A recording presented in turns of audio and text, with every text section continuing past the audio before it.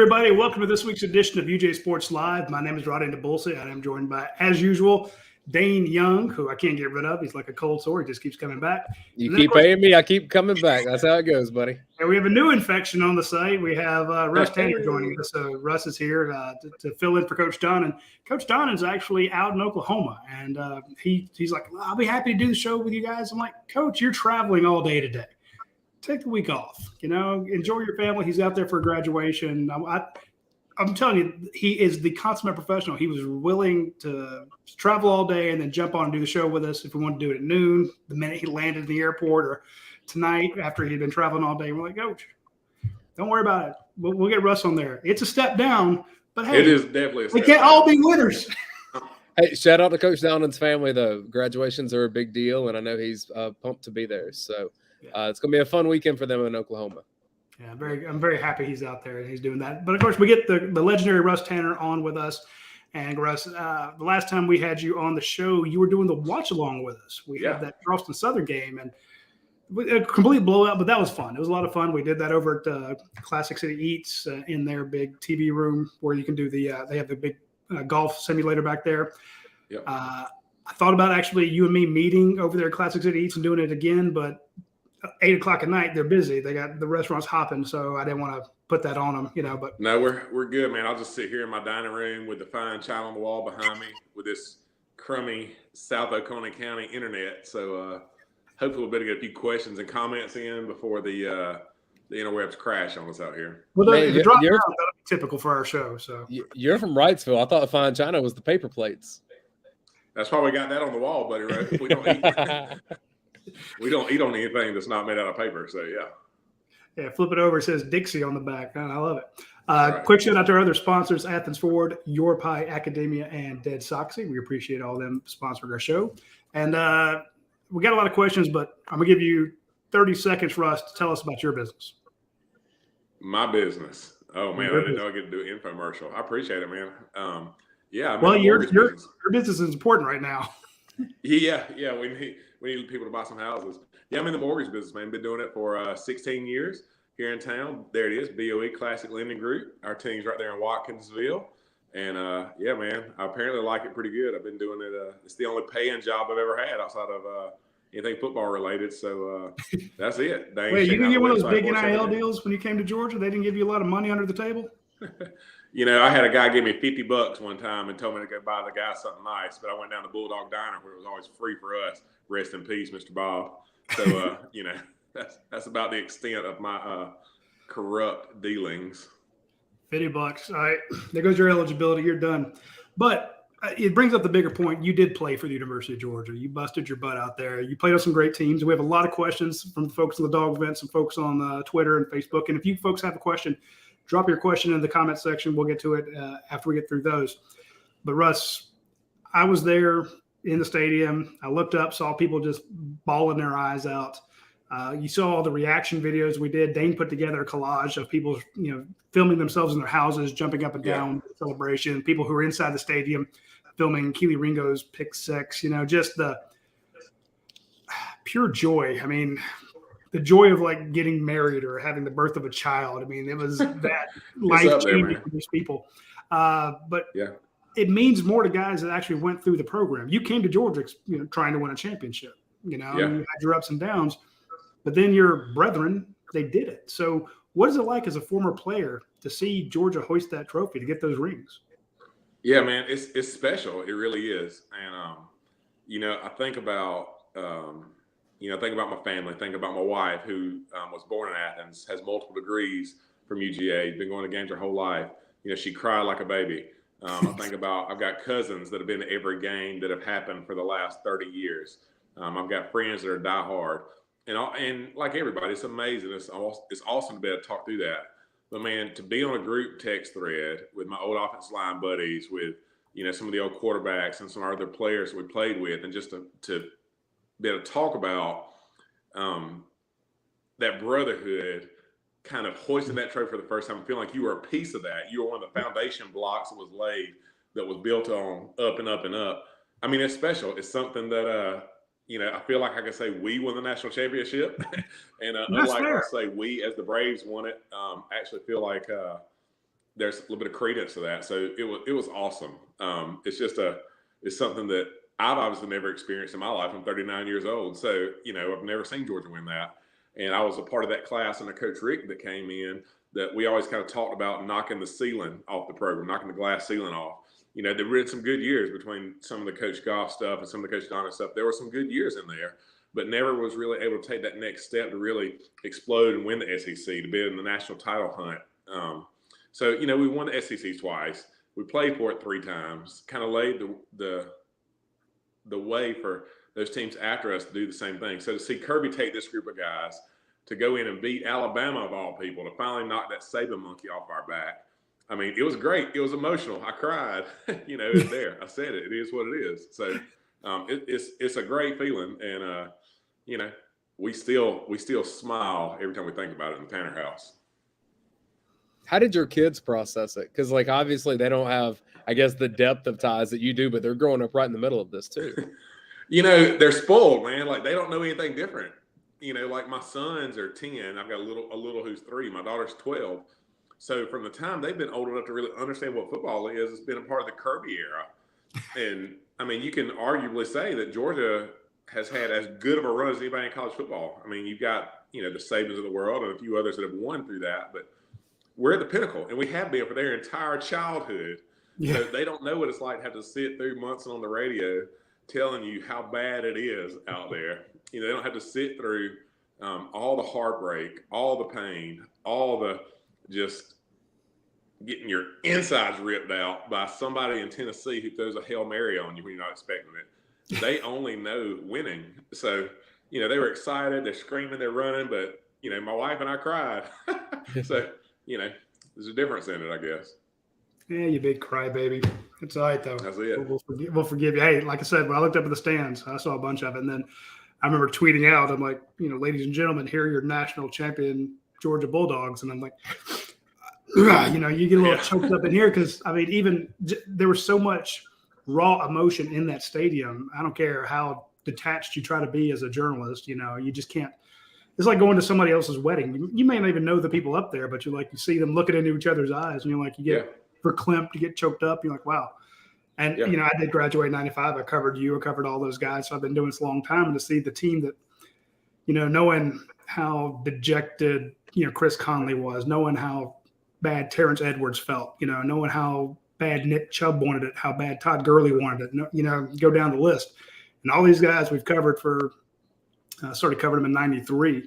I know how bad Eric Zier wanted one, and those, Claude Felton. I know how much he wanted it. Yeah, damn, just. I mean, there was always for Claude Felton, honest to God.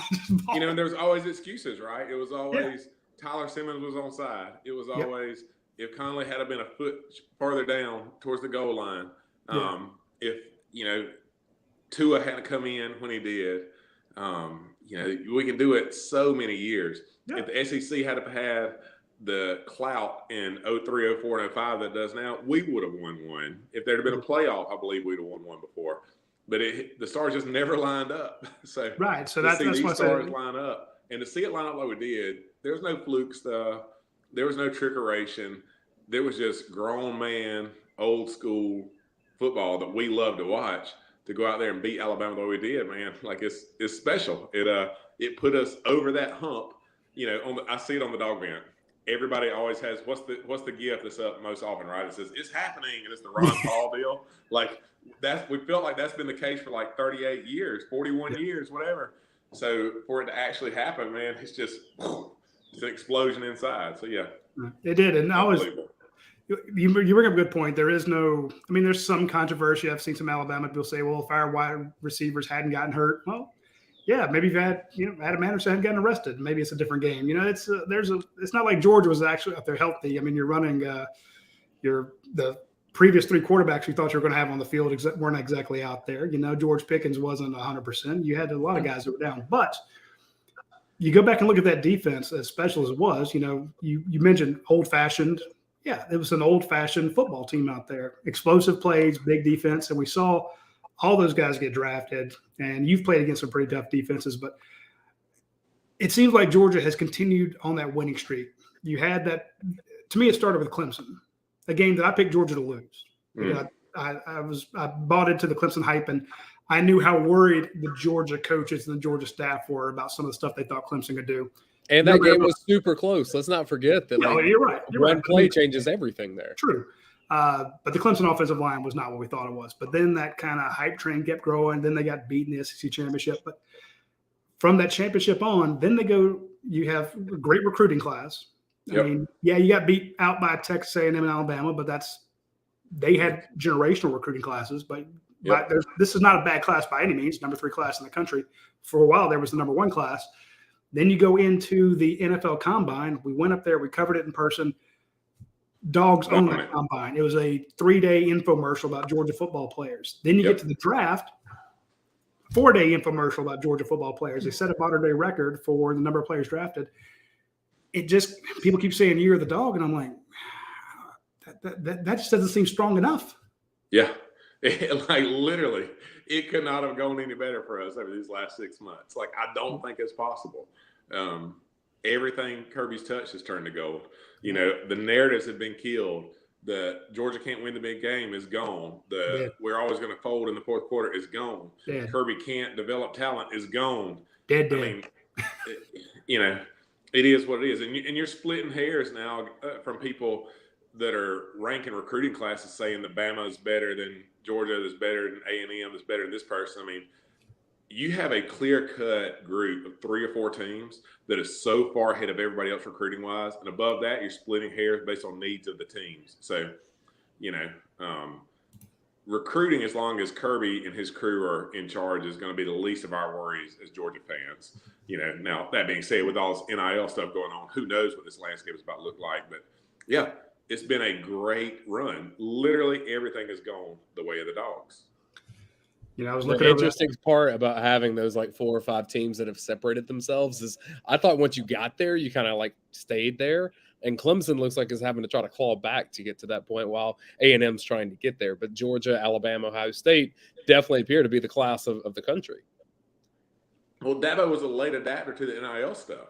And I get it. I mean, he didn't like the NIL stuff and was vocal about that and didn't want to go transfer portal and do all the things that are now part of college football. And I get it. I feel the same way about some of the aspects of the NIL stuff. There's parts of it I like, and there's parts of it I despise. But if them's the rules, and if you don't play by the rules, you're going to get smoked. And Clemson's going to reap the benefit of that for 3 or 4 years until they get on board and ip-tay their way back into a good signing class. I want to mention Georgia's signing class that they have basically incoming. You got Michael Williams and Marvin Jones Jr., 2 5-star defensive ends on either side. Outside of them, you have Julian Humphrey and Jaheim Singletary, 2 5-star defensive backs. And then Keithian Alexander, Bear Alexander, right there in the middle. So we talk about Georgia having 5 first-round draft picks in the this past draft. Here's 5 stars coming in. And with the way the rivals rankings work, those are guys we expect to go in the first round. And and half those guys aren't even on campus yet. And I just retweeted a video of one of Georgia's maybe lower-rated guys, Darius Smith. He's in the top 250. He's a defensive end out of Baxley, Georgia, 6'6", 225 pounds. He was running the 200-meter sprint the other day, and he won it, with a new PR. And I'm like, ridiculous. And you're watching him, he's like a foot and a half taller than all these guys who that's all they do. They're sprinters. That's their number one sport. This is his second sport. He's out there smoking them all, 75 pounds bigger than many of them, and maybe a foot taller. It's just mind-boggling. And we're not talking about Darius Smith because we're talking about Marvin Jones Jr. and Julian Humphrey and Michael Williams, guys like that. So I think you bring up a great point. As long as Kirby Smart's over there recruiting, and he's having to change coaching staff a lot, but I think you nailed it with as long as he's recruiting, Georgia's going to be in a good spot. And that ties into Dayne's talk about how I don't see Georgia falling off. And I said it last year. Let me get your thoughts on this. I said if Georgia actually lost that game against Alabama, it would suck. It would be just heartbreaking. Real bad. But everyone kept saying, well, you got to win it this year. You got to win it this year. This is you're. To me, Kirby's not one and done. He's played for 2 titles in 6 years. What makes people think he's going to stop doing that? Yeah. that ball of momentum, once it starts rolling, look, Kirby is a very, very good coach from an X's and O's standpoint. He's a very good coach. But Kirby will tell you, if you watch his press conferences, I know y'all getting mad at Kirby's press conferences, some about the lack of information he gives you. But one thing that he is very consistent about and very honest with is he tells you really good coaches have really good players. Yeah. So when you said that to Florida pretty well. He does, yeah, I remember when I went on a recruiting trip back, many, many moons ago, back in my high school days, I went to Tennessee. Their offensive line coach, I think it was Mike Martin, if I'm not mistaken. He was a USC guy, had coached Tony Baselli. And they asked him, somebody there was like, Coach, what did you do? Tony Baselli at this time was arguably the greatest offensive lineman that's ever played the game of football, Hall of Famer, just unbelievable. And they said, Coach, what, give us some tips. How'd you coach him? He's like, well, I can't do that. I said, Tony Baselli, when I found him, was 5'7", 150 pounds. And I coached him up to be 6'7", 360 and gave him the feet of a dancing bear. So, the point was, if the good Lord reaches out and touches that person and gives them the ability to be a dominant freak, then they're going to be really good. And Kirby has consistently recruited freaks. I heard somebody say about Kirby a couple years ago when he was recruiting, they said that he loves to recruit big kids, even kickers. It's crazy how it works in football. Typically, the biggest, fastest, strongest guys are the ones that win. So they recruit physical freaks. They put them in good position. They have a game plan together. They got them prepared like crazy. And then next thing you know, we got a big fat ring and a big trophy in the case. So, that ball starts rolling and it doesn't stop. When guys win one, they play for two. Those recruits this is pretty good. 15 guys get drafted in the NFL, most has ever been. I think I'm going to go play there. So the pipeline of talent, those physical freaks we're talking about, is rolling pretty good. And Georgia ain't going anywhere anytime soon. It's just the way it is. Russ, I wanted to ask you about Kirby's mantra right now has been, this is not, this team is not connected to last year's national title. It's a whole different team. It's a new experience. I think all coaches say that no team is the same from one year to the next. Is that coach speak, or is it literally kind of a different feel for any team that you're on any certain year? Look, complacency is the enemy, especially for Georgia right now. It's what Nick Saban talks about rat poison so much. We like his funny little sound bites. We like to play about it and joke about it. But when these kids, these 18, 19, and 20-year-old kids start getting in their ear, how good they are, how amazing they are, how much NIL money they're going to get, et cetera,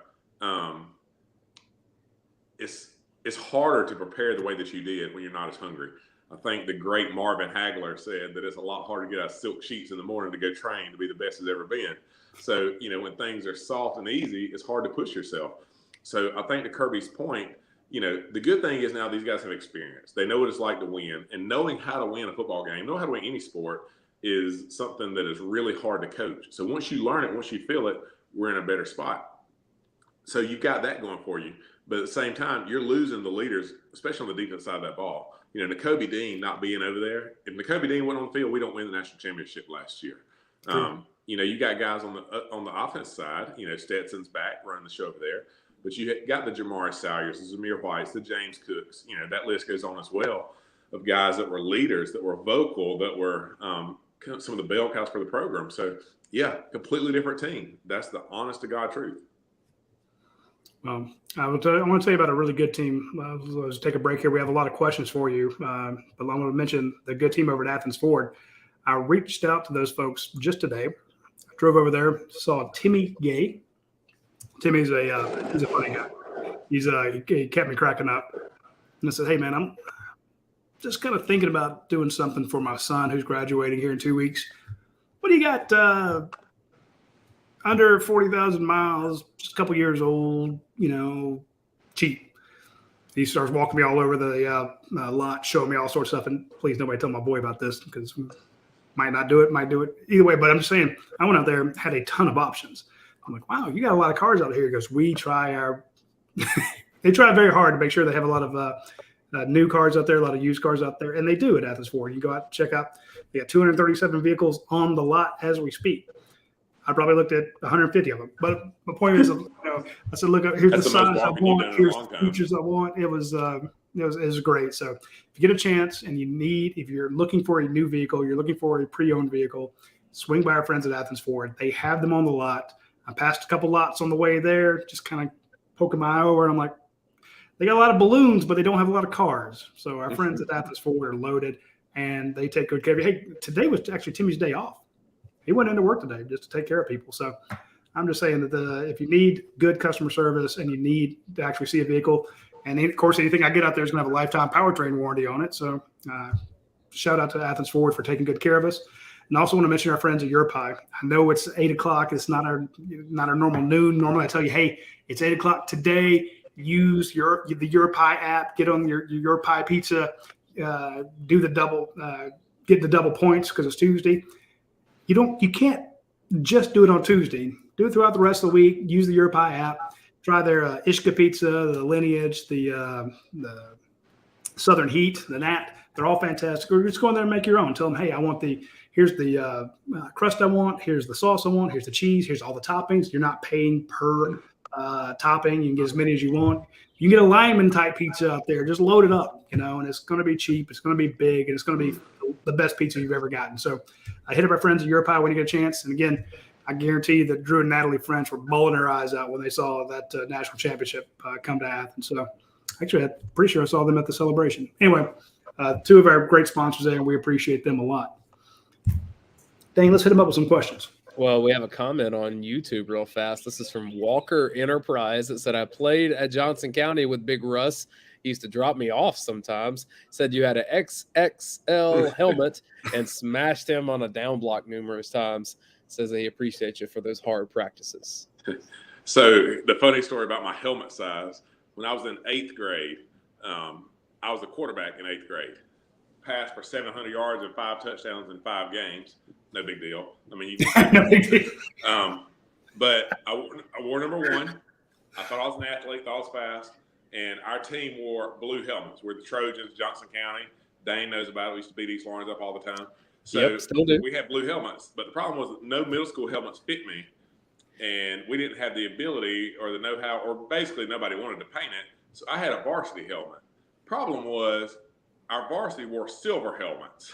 So I was the quarterback, the tallest kid on the team. I wore number 1, and I had a silver helmet when everybody else had a blue one on. So if there was ever like a beacon about, this is the guy. So, I have an enormous head. My current struggle with this live broadcast to do is how to position it right to look into my iPad. Radi busted my chops coming on the show like, what are you filming on? Like, it's an iPad. I'm not technological. So you can. I didn't know iPads had that wide function on there. Get that big head in it. That's it. Hey, but you got hair, so I can't make fun of you. So there it is. Do have a question that came in from Coach Donnan, and I mean, we got to feature that, right? Jimmy D, let's hear it. He said, tell us about the day that Coach Donnan came to your and Pollock's school the same day your junior year, and then you ended up being roommates. Yeah, so Coach Donnan was the guy that recruited us, and that's the guy that made he and his staff are what really wanted us to come to Georgia. And it was a bad day in the Tanner house when that staff got let go back then. And we had a guy who I love recruiting me named Phil Jones, who was a special teams coordinator. And Phil Jones was just a great man that Coach Donnan had on staff. And we weren't sure where we wanted to go. Pollock and I were taking visits at a lot of different places. But really, it was not long after we met Coach Donnan and came on campus at Georgia where we kind of made the pact that we're going to go somewhere together. After the staff turnover happened, we visited Florida, we visited Clemson, talked about Ohio State, Notre Dame, some of these different places. So, that was ages ago. But, I can remember it's hard, man, when you're 18 years old, you're never outside of your parents' house, the walls of your parents' house, and you're trying to figure out where to go and to live. So, to have a staff like Coach Donnan had in place, like for me, for Coach Jones in particular, to make me feel like it could be home, to make me feel like I had a place that I wasn't going to die when I left the warm confines of Wrightsville, Georgia, and then to have a buddy who you felt really good about going to room with, like that, if it wasn't for those things, man, I wouldn't have made it. I'd have had to go back home pretty quick. So, yeah, appreciate him. I appreciate Coach Donnan more than you guys know. Had another question come in. This was just via text to me, so someone that's listening says, Russ, I know you coach some youth football. Does Kirby do some scouting reports with you for your guys? Kirby is crazy, like how much he knows about what goes on with our football teams. his son Andrew's played with us for the last 3 or 4 years, and I'm not kidding you, man. Like, he will text me. Well, it'll be like the week of like the Auburn game. We'll be playing Florida. Text coming up, whatever, and you'll get a text like, "Hey, you got any video of that team we're playing this week?" Like, yeah. And he's like, you usually blitz your outside backers. You may not want to do that against them. So I mean, it's crazy. Like, his mind, man, it works in a way that is different than the rest of us. It's just different. So yeah, Kirby knows what's going on, and he tries to be a good dad and get to as many games as he can, as his schedule allows. But yeah, it was crazy. I could send him a clip of what we're doing and say, "Hey, coach, how should we adjust to this?" And you'd get a text back real quick. So I do this, put this kid here, do that. So yeah, Damn, it was a pretty good weapon to have in the holster. I wish I'd known him and Coach Donnan when I was coaching over at ACS. My middle school teams, going up against Brock Vandegrift, Prince, and guys like that, playing Athens Academy, getting our butts kicked. I'm like, man, looking across the field, seeing Brad Johnson and Mike Bobe over there scheming against my defense. I'm like, man, if I'd known Coach Donnan as well as we do now, I'd text him up. He'd have thrown some crap at him. That would have been great. All right, I'm going to get back into coaching now. I got some revenge. Let's go. All right, let's start getting into some of these from the dog, man. This is from Rowdy Dog. Says, who wins a 3-man WrestleMania match for the title of toughest UGA center? Russ Tanner, Ben Jones, or Boss Andrews? So a lot of questions got to be answered. We're going to answer that question. Is it in our prime?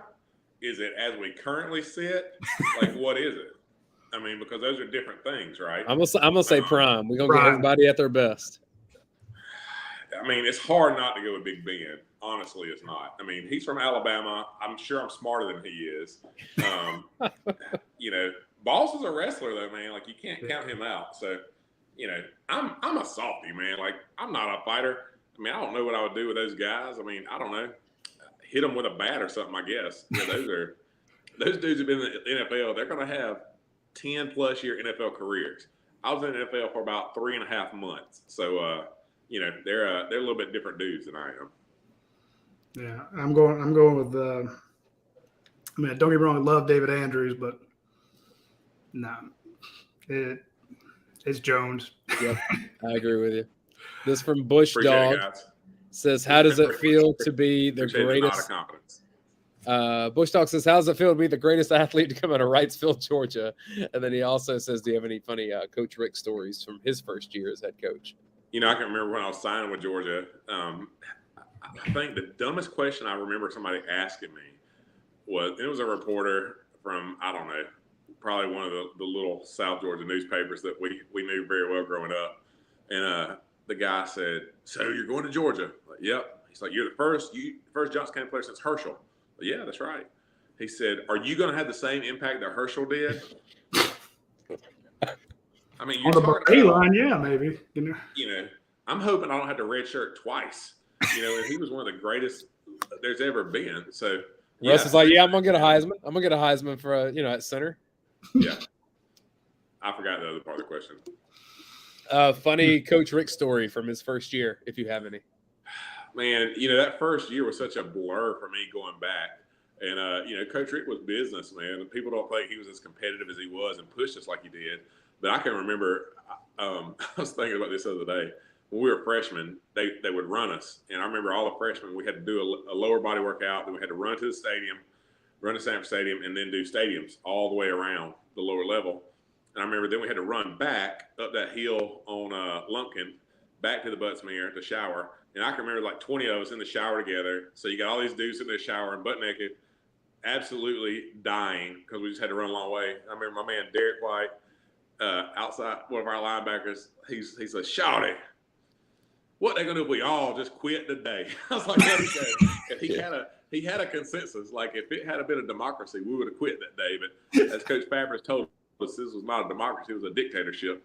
We didn't have the option to quit. Otherwise, we would have probably like week 1. Did you ever do one of those pool days? Oh yeah. Lots of pool days. So. I say lots. We did 4 or 5. We did it every year. You knew it was coming. They try to play it off like you wasn't going to do the pool day. But Coach Rick loved the pool days as well. My man's hitting high dives and backflips. So, yeah, we always hit him up. That's that South Florida in him. From Kirby's Pleats, Russ, is that your real Southern accent, or are you exaggerating a little bit? So Kirby's Pleats, that's his question. That question back to like me, Ben Jones, and David Andrews. If it's me and Kirby's Pleats in the ring, and that's his question, like I take me. Yeah, no, I mean this is my real voice. It's funny, man. When I go back home now, I've got cousins, uncles, and stuff like, boy, why are you talking about one of them Yankees? Like, what's going to happen to your voice? You know, like I don't have an accent anymore when I go back down to Wrightsville. My wife always laughs. She knows when I'm talking to some of the Tanners on the phone because, you know, the country comes back out. So, no, this is my sophisticated voice, Kirby, please. I can confirm that because being essentially from the same area, I'd like train myself to lose some of my Southern accent. But if I talk to my dad, it's coming right back. It don't matter how much work. I did that for broadcast. Get them darn cows back in that field now. I'm gonna tear you over the hickory stump if you don't. More dadgum. And see, I understood everything you just said perfectly. Yeah. To me, you sound like Boomhauer. I just lost it. I grew up in Conyers. It's not exactly the capital of sophistication. So trust me, I could get it too. So, but my dad didn't, spoke broken English. So a lot of my accent, people are like, you don't sound like you're from Conyers. I'm like, yeah, but I also don't sound like English is my second language either. So it's an amalgamation of Night Court and Dad and Conyers, everything. So that's how it works. Yeah. This from Senator Blutarski. If you, Radi, and Dayne were in an airplane that was going to crash and there were only 2 parachutes, what do you do? I don't know what y'all do. He jumped with 2 because he's big. Like I got mine, but it's up to you two. So. Watch y'all fight to the death. It's an age game, right? It's because we went with Ben Jones. If we'd said him, he'd be like, "Oh, I would let you guys have him." Yeah, we'd be piggybacking down together. I'd be trying to figure it out. But now one of you is dying. It is what it is. What was earlier? Them's the rules. Man, we should ask this question in reverse order. Now we're both dead. Great. From Bucket 3075, Russ, what's your opinion on why Justin Schaefer was drafted ahead of Jamari Sawyer? Good question. Yeah, kind of shocking when that happened, right? Like we're sitting there watching them, and I think Sawyer. A lot of us thought, potentially second round, maybe third round guys, probably where we kind of had him slotted in our mindset, and he ended up going, fifth round? Was it fifth round or sixth round? And Sixth, it was a surprise when Schaefer goes off. And, I think that when you look at it, I think 2 things happen. Which one? Sawyer was a great teammate for the Dogs, and he'll end up making his money in the NFL, but he played out of position some. Now, look, it's crazy because he was dominant at left tackle. I mean, the 2 best defensive ends in college football last year, Will Anderson, Aiden Hutchinson, they did not want to see Jamari Sawyer. So you talk about who's the best player to play that position for us all year long. Like he stepped in that spot, was freaking dominant when he had to be.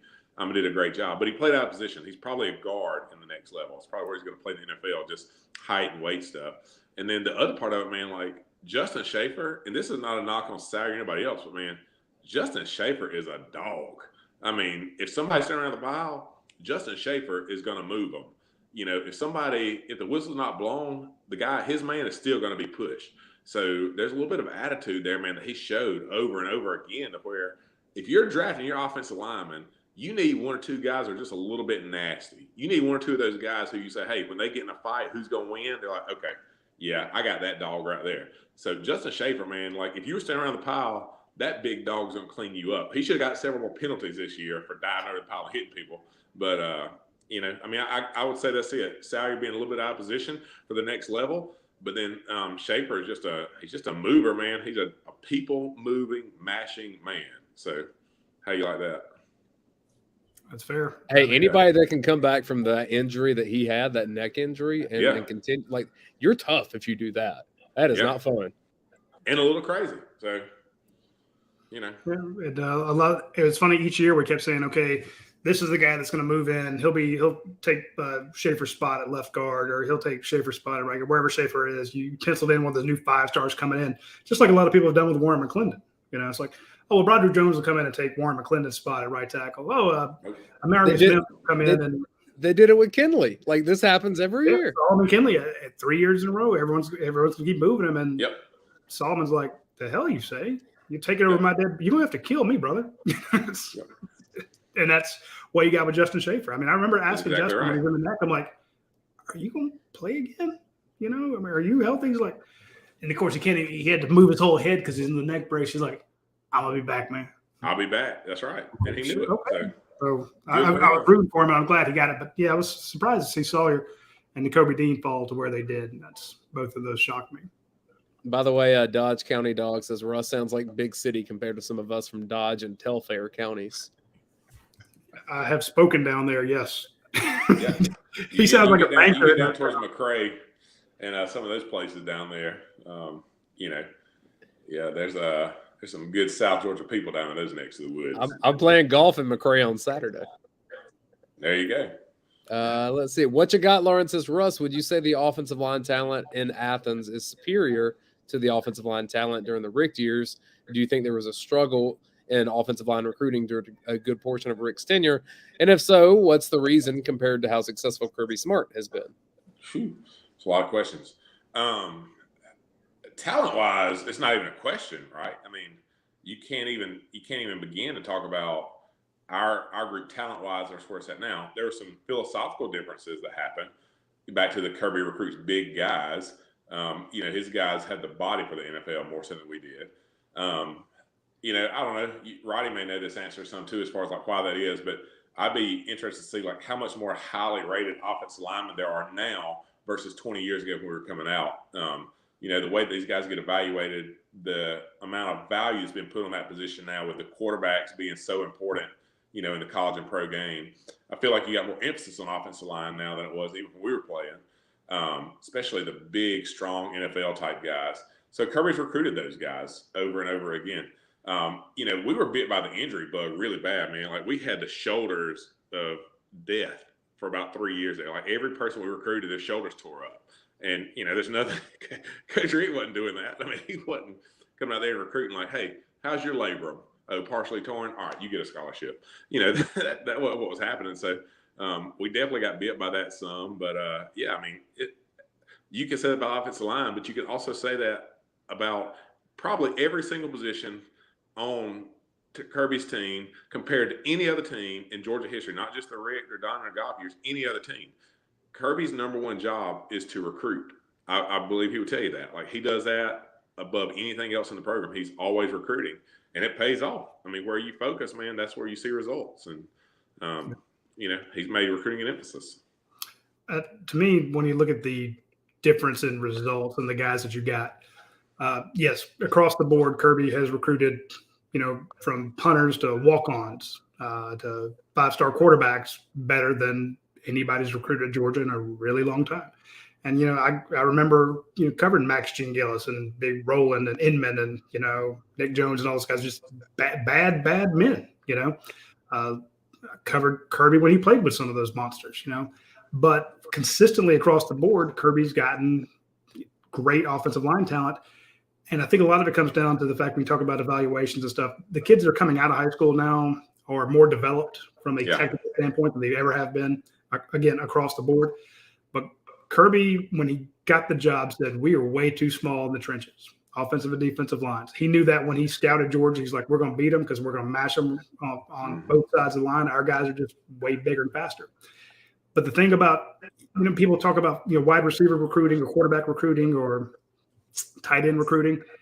There are a hell of a lot more cornerbacks out there and wide receivers and running backs than there are 6'6", 335-pound dancing bears. That's that is a rarity of a human being. And Kirby understands that rarity means priority. It's just like gold. Gold is rare. It has value. Diamond is rare. It has value. So, yeah, although silver's pretty and copper's pretty, those are easier to find. So I'm going to spend my recruiting budget, time, and attention on the Keith Alexanders, you know, the Marvin Jones Jr., the Michael Williams, the Isaiah Wilsons, you know, the Amarius Mims, the Robert Joneses of the world. We're going to recruit inside out. And, again, I don't know this because we're not on his interior. This is projection on my part. I don't want to say he spends more time recruiting those guys than anybody has in the past, but I just know that is a priority. And if it's a priority for Kirby, I imagine time, money, you know, blood and treasure are spent on recruiting those guys more so than it may have been the other way. Now, again, I don't know that under Mark Richt. The last guy I spoke to that recruited for him was maybe Thomas Gary, and I know they tried their damnedest to get him, but Kirby's just had the success getting those big, rare guys, and he's lined them up like Woodwood. Yep. And we won a national championship. And look at the 3 offensive line coaches that Kirby's hired. Sam Pittman, who might as well be the GOAT of offensive line coaches at this point. Matt Luke and Stacey Searles have great recruiting track records. It's a priority. That's the thing with Kirby. It's a priority at every position, but offensive line, like you're saying, Radi, especially there. Yeah, that was their biggest scoop when Kirby was hired. We put out the day before, the day that it kind of became official. That morning we said, look, Kirby's 90% hired. There's just a couple things left, but it's about done. And then later that day, they said there was a report came out, barring any last-minute shenanigans, Kirby Smart's going to be the head coach. I'm like, that's what we said this morning, like 12 hours ago. Yeah. But aside from that scoop, it was the biggest one that we got of all the coaches that he hired was he's getting Sam Pittman from Arkansas. And I really didn't know. I mean, I'd kind of heard of him, but I didn't realize how big it was. But the way my phone blew up when we put out that scoop from coaches and support staff and guys I knew in the industry, they're like, holy crap, Kirby's getting Sam Pittman? Yeah, but he's also getting this offensive coordinator. Like, I don't care about the offensive defensive coordinator. Sam Pittman? Yeah. He's getting him away from Arkansas. How's that possible? Recruited well. Yeah. He recruited well. Yeah, he did. Speaking of recruiting well, we'll talk about a couple of our other guys who can do some pretty good recruiting. And that's our friends at Dead Sox. They recruited me and UGASports to be one of their spokespeople by sending us free socks. They said, hey, would you like some free socks? I like free stuff. Send it to me. He said, we want you to try these socks, see what you think. It's basically 2 guys, Jason and Mike from Dead Sox. They said, look, it's two Ole Miss grads. We created a sock company. We have socks that stay up, that don't slide down. They're incredibly soft. We have these amazing machines, that we got that do these wonderful designs on them. We think your readers would like them. I'm like, oh, sure. Send them to me. I'll take free stuff. I have no pride, Ooh. So I don't. So anybody else wants to send free stuff, please do so. But and by the way, I mean, if the guest speaker gets free merch, I will take a new Bronco, a lineage pie, and a pair of socks, and we'll call it even. Well, I did just give away 9 pairs of socks to announce our winners on the dog event earlier today, and I've been packaging them up. So everybody will get, or those 9 people will get a free pair of socks and a couple other goodies in their bags there. And we got more free stuff coming. But I want to tell folks, if you get a chance, check out those Georgia socks. They're really cool. The red and black ones, the outline of the state with the red, black, and silver in them.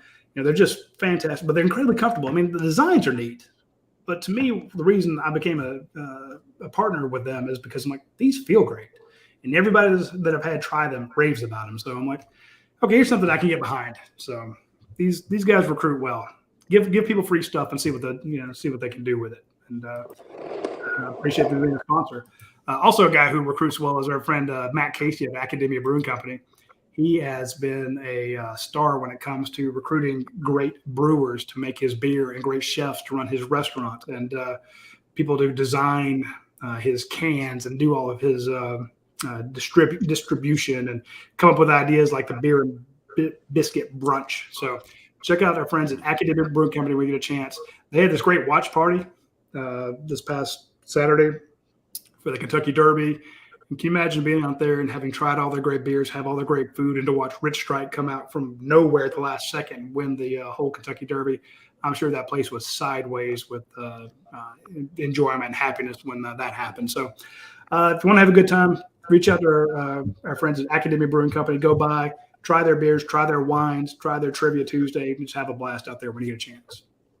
From Big Dog, Russ, what is your take on Georgia's offensive line winning the Joe Moore Award this year, which was basically given to Michigan last year? It's way too early to be able to do anything as far as saying what offensive line is going to be like for Georgia. I think you look and know this Georgia team can be really good, but an offensive line in particular, man, like you don't know until those guys play together. Like we don't even know who the starting 5 is going to be right now. We think we have an idea, but we don't know what Tate Ratledge is going to do when it comes back. You don't know if Amaris Mims, if the light's going to come on for him. You don't know, what's going to happen with Warren Erickson and some of that stuff. So until you get 5 guys out there to play consistently and start dominating football games, I don't know that you can really even make a call for that. Plus, the Joe Moore Award obviously has a Midwest bias. I always give it to some dumb Big Ten team, no matter how bad they get smoked when they play the SEC schools. Their big old tree trunk legs can't move. They're sitting still. And people like Marcus Howard go right around them. Shout out. My guy. Yeah, I was about to say, nice big. Hey, speaking of a year that Georgia would have won a title if they would have had a playoff, that's it, 07. Yeah, I mean, they had I don't want to speak about Colt Brennan much, rest in peace, but that game when Georgia played Hawaii, Marcus Howard was one of the most dominant individuals I've ever seen on the football field wearing the red and black for that game. He was a good player for his whole career, but he was dominant in that Sugar Bowl. So, yeah, man, that team was rolling that year. So, we've had 3 or 4 teams in the last 20 years where if a playoff had happened, Georgia would have had more than one national championship in the last 40 years. So, this question from GoDogs1371. Russ, what was it like playing at Georgia as the program found its footing in the mid-90s? And what coach in your life is the best cusser? Not necessarily the most in terms of volume of cussing, but the most effective cusser. Oh, man. Playing at Georgia, we hit on that. So go back to the very beginning of the show when Radi was talking about, what it was like to be a part of the brotherhood after the national championship was won. So it was special. It was awesome. There's a lot of things in my life I hold near and dear, and I'm so thankful to be a part of, and playing for University of Georgia is definitely one of them. So, yeah, go back and watch that early on in it. Best cusser. Yeah, that's tough, man, because, you've got guys like Coach Fabris, who was Fab, he had an art to his stuff. He told us, like I said, that this was a democracy, it was a dictatorship, and that we were the taters. You can fill in the rest on your own. So I remember that. Coach Calloway, man, I had Coach Calloway. Coach Calloway was a very effective cusser. He was not as creative with it, but very consistent with it. So, one of the nicest things he ever said to me is, well, Tanner, you did that up too bad. I praise indeed. Good talk. So, yeah. Old offensive line coaches are really good at cussing typically. So, I wonder who is like that on this current staff. Ooh, I know who most effective is, but I wonder who's the best. I know the answer. I'm not going to say it. So, yeah. Now you got me wanting to guess it, but I know you won't tell me either way. So. It got me Muschamp, right? Kirby's good. Don't get me wrong. Those leaked videos that have caught Kirby a few times. Yeah. Well, hell, he did it in the that press conference. What was after beating Tennessee? He's like, yeah, about them effing dogs, Yeah, and his mama was mad. His wife killed him. Hey, one of my favorites, and I covered him in Auburn too, and at Georgia. So, but like seeing Rodney Garner, like he didn't age or mellow anyway. Like that was just Rodney. That's what he does. I'm not. Yeah, Coach G could let it ride pretty good. So yeah, been around a lot of those guys. Radi, I don't know if you want to get some of the questions that you got together from Facebook, because we have one more from the dog vent, but it's a Zinger dog, and he's got about 14 questions in here. Yeah, so you got to go one at a time, Dayne. If we need to prioritize. Well, I want to hit a couple from Twitter because we've got our buddy Eddie from Ackworth, and I still want to do a show with our. I want to do a show by our fans for our fans, and Eddie from Ackworth and our buddies run the 7-6. Chance. Guys like that would be good hosts or good co-hosts or something to have a show. But I love Eddie from Ackworth. He says. Russ, which drafted Bulldog will have the longest NFL career out of this last batch? The longest NFL career. You got to go away from the lineman for that, just because there's too much wear and tear on the bodies. Not going to be one of the running back for the same reason.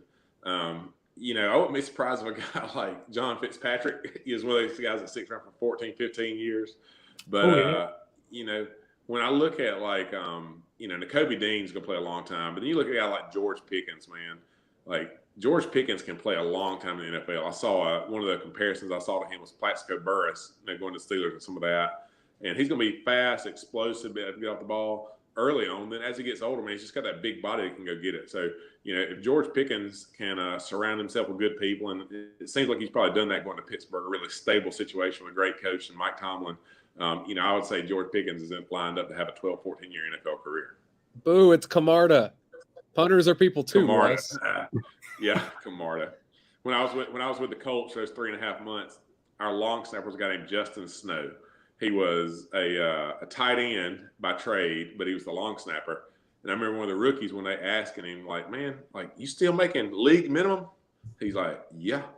He's like, league minimum is $1.5 million. And if I ask for more, they're going to cut me. So I just every year say, hey, I'll take less, man. Like, I'm good with that. Like, y'all don't have to pay me this much. No, we have to. He's like, really? Well, I'll take it. So, those special teams guys, man, they can just fly under the radar, do their job, kick it, snap it, whatever, and stick around for a long, long time. I could see like Quay Walker or Channing Tindall, one of those inside linebackers have a Chris Clemens type career, 13 years in the NFL, just playing linebacker, just year after year after year after year, grinding it out, maybe 2, 3, 4 teams, Yep. None of that would surprise me, but I think the wide receiver comparison is in our position. Yeah. George Pickens. And just, you got to think about add 10 years to any of those guys, and are they still making plays? And a punter or a wide receiver, I can absolutely see it. So that's a good one. Christopher Black says, I love when Russ is on 960 The Ref on Fridays during the football season. And then Jay Teal says, who asks better questions, Radi and Dayne or Logan and Dave? Oh, man, those are my guys. I love Logan and Dave. They're good people over there at 960.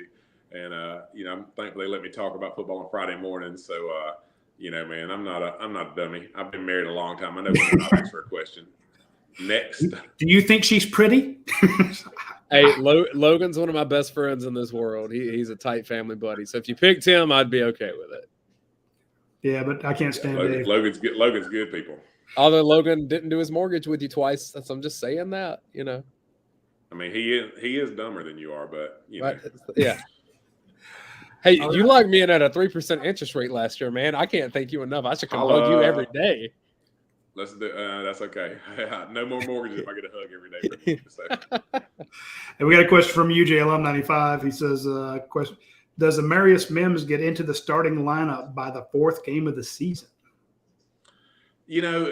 Injuries happen a lot, and here's what I would say to you with that. It's up to Amarius Mims if Amarius Mims wants to be in the starting lineup or not, regardless of injuries. I don't know what went on with him over there this year. I do not have an inside track. We talk about what happens with Kirby and those guys, and I guess I have a little bit more connection to just the average fan, just because I am a letterman and can go around there some. But I don't have an inside track. I don't talk to those guys on a regular basis. But here's what I'll tell you: when a guy like Amarius Mims has not been on the field so far with as big, strong, and talented as he is, at some point you hope guys like that, the switch flips for him, because physically he's probably the best looking athlete on the team. Maybe not even the offensive lineman, on the team. He just goes size, strength, ability, all that. So it's up to Amarius Mims. If Amarius Mims decides he wants to be great, he's going to be dominant. He's got the skills, the ability, and all that to do it. So he's just got to decide, man. And it happens. There's tons of guys every single year on every single team that they've got to decide whether they want it or not. And I'm not knocking the kid. He may be one. I don't know him, never met him. It may be one of the greatest kids ever been. But, there's some dogs playing in front of him that like their spot on the field. And he's got to come out like a dog and use that ability with a little bit of nastiness mixed in there with it. And if that happens, then you're going to see him play. And to me, when you look at the guy like, okay, are you going to beat out Warren McClendon? Good luck. Are you going to beat out Broderick Jones, who sat out a year, didn't get as much, and finally got his taste, started those last 4 games of the season, came in the national championship game. Broderick Jones, and again, if we had to build a prototypical left tackle, you build him to look like Broderick Jones. Yeah. I've never seen a kid that just looked more like a NFL left tackle in high school than I did with him. Yep. Till I saw Amarius Mims. Yeah. And again, and I made this point, and Coach Donnan busted me up about it, and he was right too. But we got to see like 2 practices this year, and I walked in and was looking at all those defensive linemen.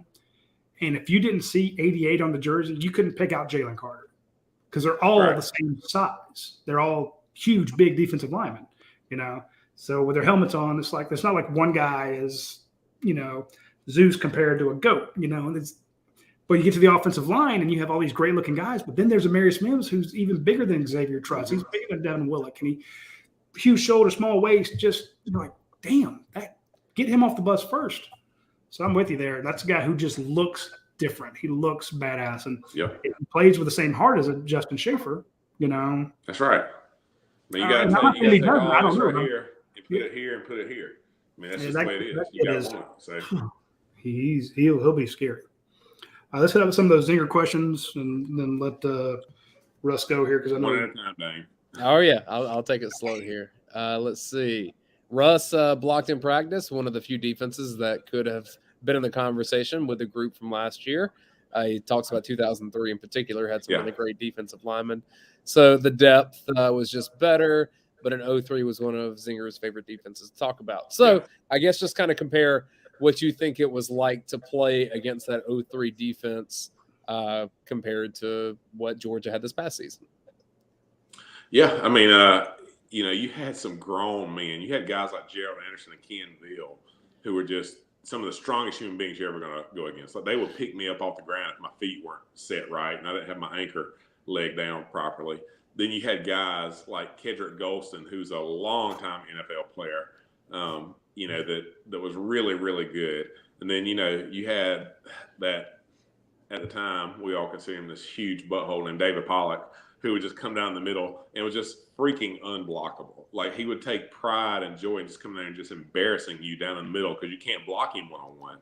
So, it's that old adage you talk about all the time. I mean, the biggest thing that did for us was it prepared us for the grind of what that SEC schedule was going to look like. When you block those guys every day, man, you show up against, Tennessee, Auburn, you get a Kentucky that has some really good players. Like they had a guy named Dwayne Robertson that was really, really good. So you see some of those guys, and you're like, I've been against this since the beginning of August. So you're prepared for it. So, that's one of the things that I love about looking back on. Look back at these guys who are just monsters of men and know that I was able to stand toe-to-toe, bang shang-a-lang with them and hold my own a little bit. It was freaking awesome. He asked, what kind of player did you prefer to block on the interior? You mentioned Anderson. He said him or a Davis or someone like a Sullivan or a Wyatt. Give me the monsters, man. Give me those big, huge guys all day long because you know what they're going to do. They're going to try to hit you and throw you out of the way. But if you get your hands on them, like, here's a question. I'll see how good you guys are with football. All right, honest question. It's not rhetorical. Why did God create shoulder pads? To hold. Huh? To hold. Yes. So offensive linemen can grab them. That's the only reason shoulder pads were created. So you can grab them right here. So, those big guys, man, you know where it's at. The target's coming straight at you. And you just got to withstand the barrage of 3,000 pounds of man trying to knock your head off. You can grab their shoulder pads and grab that chest plate. They're done. But you get those little stumps, those Devontae Wyatts, who, by the way, Devontae Wyatt is like 6'4", 320. He's an enormous human being. But those guys with that low center of gravity that can move side to side. And, oh, by the way, and they're also ridiculously strong. And they can beat you 2 or 3 different ways. Like, those guys are the problems. Yeah, he also played running back too, but I'm with you. I remember our coaches back on from ever since we were little kids. They didn't call it shoulder pads; they called it a steering wheel. If you're the offensive line, grab his steering wheel. I'm like, grab it. He said, "Are you glad that that team in 03 didn't A-gap blitz as much as Kirby likes to? Which would you rather see?" I don't know if they did or not. So I don't know if I'll take Zinger's word for it that that's the case. A-gap blitzes are fine, man. Like, as long as you know your assignment and the guy beside you knows what he's supposed to be doing, those guys are easy to block because they're just trying to run past you. But the thing Kirby's done so well is disguise it, confuses those guys and makes it look like you're doing one thing and give you something else. So chaos is the name of the game for a defensive line. And Kirby does a really, really good job of that with the blitzes they mix in. So, yeah, that's tough, man. I want to bring up one point there, and Dayne, I'm sure you guys have seen this on the film. How many times when you see that A-gap blitz, the center and the guard are looking this way and the guy's going that way, or looking this way? It's almost like they got, hey, here's something to look at over here, and that guy turns, and as he's shoulders parallel to the sideline. Here comes Kobe Dean through there, who was kind of hiding. The stuff they scheme is second level. I'm just very impressed by how, like you said, you don't see it coming, which makes it all the more effective. And then you saw it on film all week long. They're going to do it. But on that play, you're like, oh, no, not this play.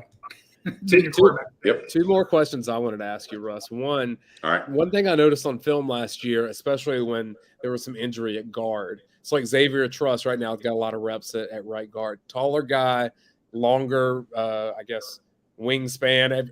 He just takes up more space, right? The footwork between center and guard, I mean, it's almost like how do you avoid stepping on each other's feet the whole time? So how do you develop that chemistry to not do that and screw up a play from the start? A lot of reps, and it still happens a lot. If your guard does a false step, and I would show you guys my toe, but I'm trying to let Radi let me do more stuff with you guys on here, so I'm not going to show my toe and kill the subscribers. I've got a toenail that doesn't grow right to this day because of Max freaking Gene Gillis. He would always step with his left foot the wrong way and just crush my right big toe, and that toenail still hasn't recovered. I'm about to be a 40-year-old man. So, it's a lot of practice, a lot of reps, a lot of film. I mean, you sit there and watch film. Film was miserable when the coach is just pointing right there. Look at your foot. Look at your foot. Look at your foot. Look at your foot. Mm-hmm. And you work that stuff. You just rep it over and over and over again until your step becomes a thing of habit, not something you even think about. So, that goes back to the question, like, why you can't say we're going to win the Offensive Line of the Year award, whatever it's called. Joe Moore, I guess, or whatever it's called. Like, you don't know because those guys have got to learn to work in tandem. So, other question I had was about Jalen Carter, because the consensus in the draft process is that Georgia had a number one overall defensive lineman, had two more defensive linemen go in the first round, and yet the best one of the group is still in Athens. How the hell do you block that guy as an offensive lineman?